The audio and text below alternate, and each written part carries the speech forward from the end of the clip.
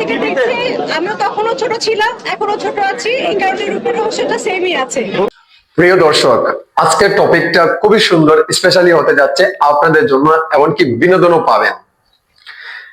আমাদের পূর্ণিমা, অনেকে তো চিনেন, সুন্দরী নায়িকা, আমাদের কয়েক প্রজন্মের ক্রাশ পূর্ণিমা।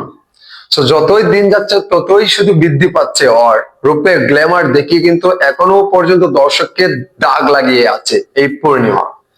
সো আমাদের মানে ভাই কি বলবো, এই জিনিসটা মানে আমার কাছে খুবই ভালো লাগছে, কারণ এই ক্রাশ মেয়েটি বয়স যাতে হচ্ছে না, বুড়ো হচ্ছে না, যত দিন যাচ্ছে ততই শুধু মানে জিরো ফিগারে আসছে।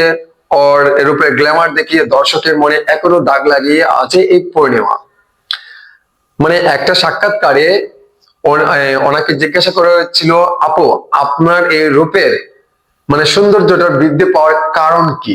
সো সে উত্তরে বলেছিল, আমি কিন্তু তোমার ক্রাশ নয়, তোমার বাবারও ক্রাশ ছিলাম, তুমি জিজ্ঞাসা করে দেখো। মানে কয়েক মাস আগে এই একটা সাক্ষাৎকারে দেখেছিলাম। সো আজকে এটা স্ক্রল করতে করতে একটা পোস্টার আসলো, আসার পরে এরকম দেখলাম, তো বলি একটু আলোচনা করি এই বিষয়টি নিয়ে। সো দর্শক, আপনারা বলেন আপনাদেরও ক্রাশ কিনা, মানে আজকে কমেন্টে এতটুকু দেখতে চাই, পূর্ণিমা ক্রাশ কারা কারা আছে। আমাদের প্রজন্ম কিন্তু ক্রাশ হয়ে আছে, মানে আমি জানতে চাই, দেখতে চাই আপনারা কারা কারা ক্রাশ ছিলেন। সো আমার পছন্দের নায়িকা কিছু আছে, আমি তার সাথেও অ্যাড করব এই পূর্ণিমাকে। সো আমার ফেমাস যে নায়িকারা ছিল, সো এক নম্বর স্থানে হচ্ছে আমাদের ঢাকাই সিনেমা শীর্ষ তারকা শাকিব খানের সাথে বহু সিনেমা হিট দিয়েছে সাহারা। সাহারা আমার খুবই ফেভারিট একজন নায়িকা, অনেক পছন্দ করতাম, ছোটবেলা বলতাম ওকে যদি কাছে পেতাম, মানে এই টাইপের। সো তারপরে ছিল পূর্ণিমা, তারপরে ছিল দিতি, মানে উনি আল্লাহ তাআলা ব্যস্ত নসিব করো, উনি তো মারা গিয়েছেন। সো দিতি অনেক ভালো লাগতো।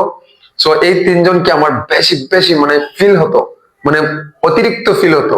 সো এই জিনিসটা কিন্তু এখনো কিন্তু আমাকে ভাবায়, এই সারাকে দেখার জন্য এখনো মনটা আনচান আনচান করে। মানে ওকে অনেকদিন ধরে দেখি না, অনেক বছর ধরে হারিয়ে গেছে, সিনেমাতেও দেখা যায় না।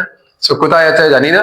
সো চাচ্ছি আমি শাকিব খানের সাথে যাতে আরো একটি সিনেমা করে এই সাহারা, সাহারা যাতে আবারও ইন্ডাস্ট্রিতে চলে আসে। তো বন্ধুরা, আপনারা বলে যাবেন আজকের এই টপিকটা কেমন হয়েছে, এমনকি পূর্ণিমা ক্রাশ কারা কারা আছেন, অবশ্যই কমেন্টে জানিয়ে যাবেন। ভালো থাকবেন, সুস্থ থাকবেন।